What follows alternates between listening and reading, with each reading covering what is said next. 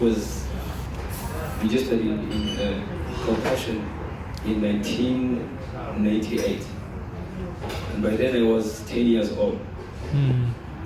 We were refugees in Rwanda, and we came in 1994 when genocide was still happening here in Rwanda. I was 6 years old. And from there, after 4 years, when everything was very tough, when we were struggling to get food to eat and all other basic needs, we were struggling. My life was really very hard.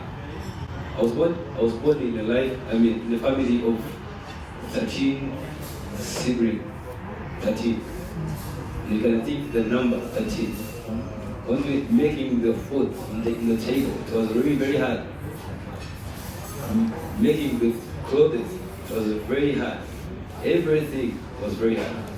Considering the number of the family, considering the economy of the country, it was very hard. And then it was then after 4 years that we were here in Rwanda that I was registered in Compassion at 10 years old. And by then I started primary. It was very hard for me to imagine that I can be able to go to school.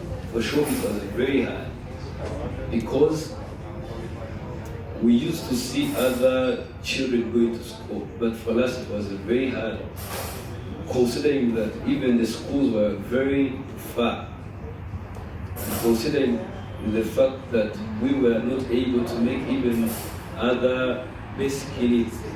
Going to school was something that is on the 10 on the list. It was not something that we could imagine that we can make. And by then, when I was registered in Compassion, I started now get what I used to struggle for. I remember it was by Compassion that I first put on the shoes. It was my first time. And you were not there, you can't imagine. It was very hard. It was very hard, I remember. It was my first time by Compassion to have a school bag. And I think nobody can imagine how tough it was to make that. And since then, after then, I started to get the school materials. I started to get the means for medication. Among the things that were very scarce and rare is to see the love from someone else, not from your family. Even the people from your family, it was very hard, because everyone was desperate. And now I started to see hope of life. After then, I graduated from primary, I joined secondary. Life continued. I started seeing hope in my life. Later on, I joined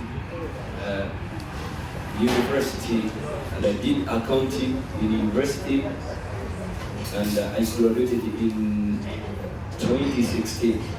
Very excited, very motivated, very courageous, filled with hope, built in all corners of life, be it spiritually, socially, emotionally. And I was released from poverty in Jesus' name. Wherever I went for a job interview, I was selected. Believe me, I first worked with World Vision, and later I applied for a job in a foundation called Imbuto Foundation. Imbuto Foundation is a foundation that is under the office of First Lady. Just by applying, they called me that was the best. So I was given a job to work with the Imbuto Foundation. I'm now working in finance. I'm an accountant, and I love my job. I'm not boosting anything, but I can really testify that in my career, in my office, wherever, I mean, when they could ask me to give credit to the best performing employee in my department, I could give me the first. I mean, I'm the first. I'm not boosting anything. Everything has a source. I could be nothing, totally nothing, if I was not given a chance to take this journey of being sponsored and taught, given all the discipline, by compassion, by the project, by my pastor, by the sponsors, by everyone that contributed to my life to be where I am today. So I'm trying to cut the story short.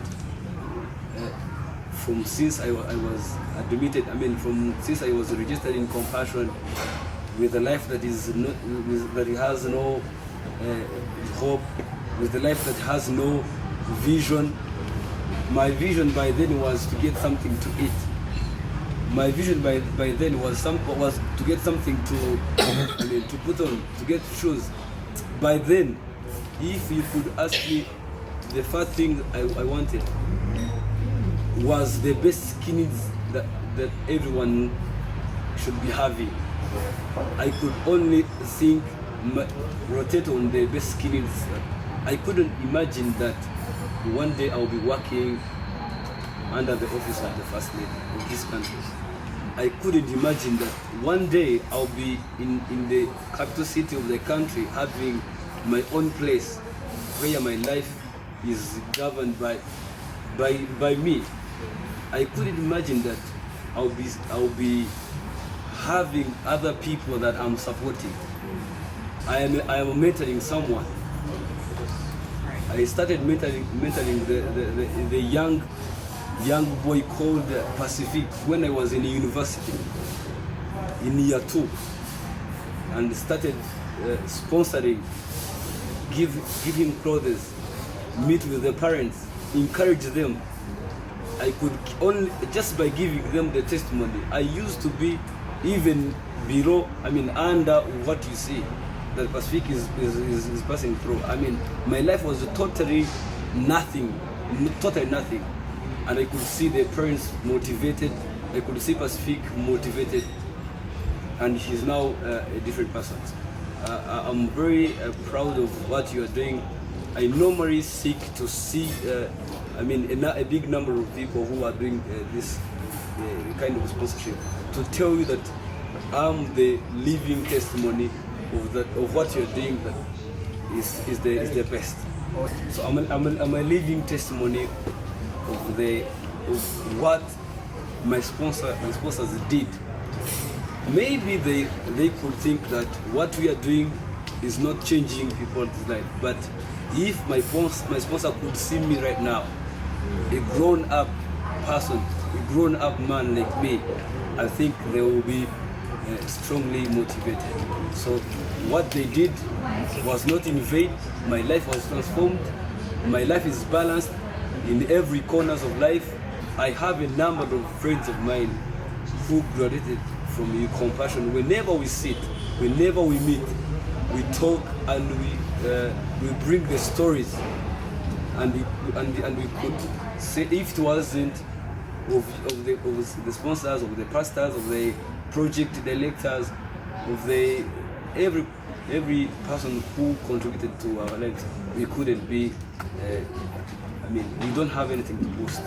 We thank God that used our sponsors, and we thank God who is using you to change a very big number of people's lives. Thank you.